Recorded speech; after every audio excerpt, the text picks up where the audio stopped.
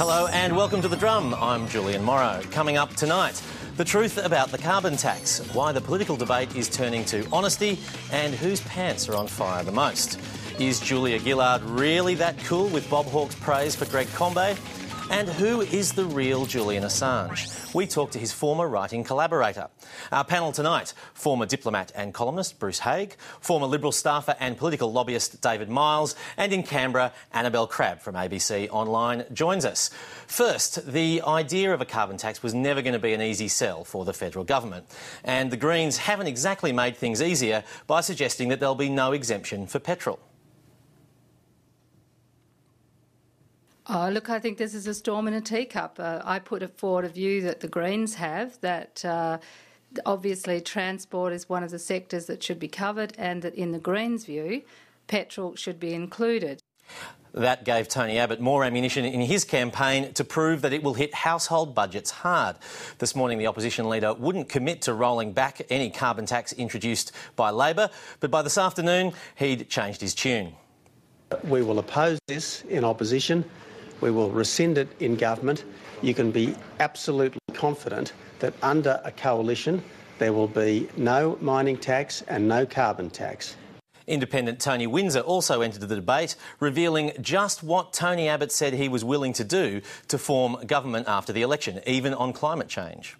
He's on record as saying it was more about direct action than markets, although previous to that he was on about markets.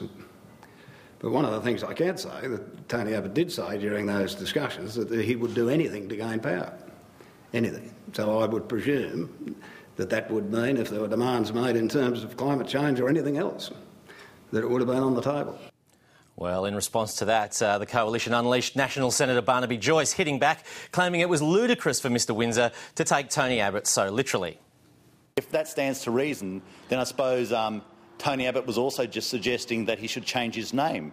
They were also suggesting that we should move the capital to Danglemar. That we were just also suggesting that everybody wear a frock to work. I mean, it's absurd to think that his literal interpretation is anything more than another mechanism of Tony Windsor to try and get out of the position that he has put himself in and how he has so fundamentally let down the people of the New England. I think we can be confident there'll be no one taking Barnaby Joyce literally on that one. But as the carbon tax again dominated question time, truth and political honesty were very much at the heart of the debate. The Leader of the Opposition has never done, and what he will never do, is become honest with the Australian people and say to them that he himself has personally endorsed a carbon tax as the simplest way of pricing carbon.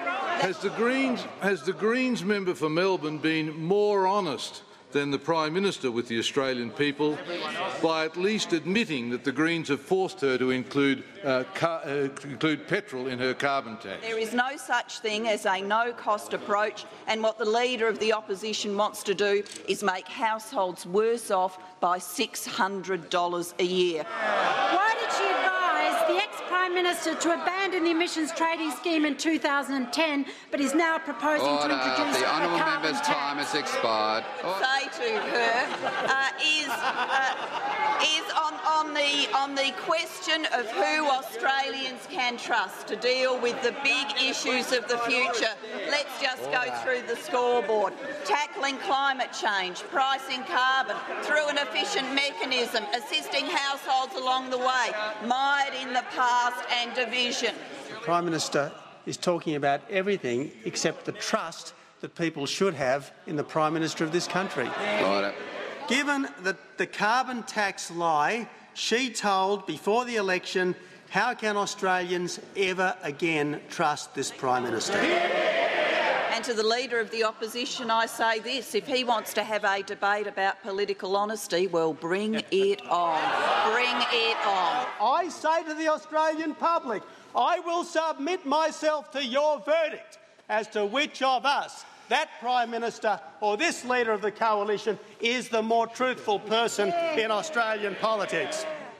Not exactly a triumph for political substance today. Lots of name-calling.